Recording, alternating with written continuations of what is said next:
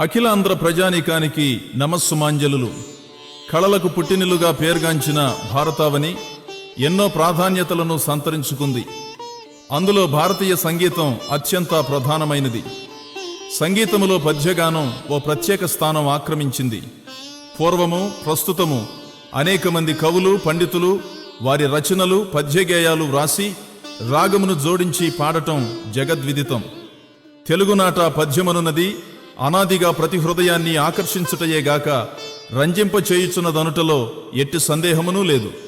రాగము రంగస్థలిపై మాత్రమే గాక క్రీస్తు సువార్త ప్రకటనోద్యమములో కూడా ప్రధాన భాగమైనది. ఈ గానం రాగయుక్తంగా సాగి భావప్రకాశం గావిస్తుంది. బైబిల్ గ్రంథమందలి కీర్తనలు, సామెతలు, పరమగీతం, విలాపవాక్యములు ఈ కోవకు చెందినవే. పౌలు భక్తుడు కొలస్సీ సంఘానికి హితవులు వ్రాస్తూ ఆత్మ సంబంధమైన పద్యములు అని ఉదహరించుట గమనార్హం. ప్రస్తుతము ఆధునిక సంగీత పోకడలున్నా పద్యగానమును మరవలేము గదా. అందుచేత ఈ గానం అశేష ప్రజలకు దీవెన తేగలదని నా ప్రగాఢ నమ్మకం. ఈ గానం చేయటం అందరికీ సాధ్యం కాదు.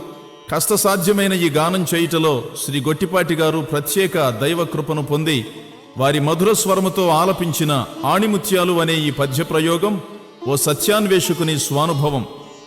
ఓ రైతు కుటుంబములో జన్మించిన శ్రీ గొట్టిపాటి గారు క్రీస్తు ప్రభుని దర్శన భాగ్యముతో అద్భుత చైతన్యమును పొంది వందలాది పాటలతో పాటు గ్రంథరచన చేయుటయేగాక పలు పాటల క్యాసెట్స్ను కూడా అందించిరి. ఈ రచన వారి కలము నుండి జాలువారిన మరో కానుక. విని ఆశీర్వాదములు పొందుకుందాం.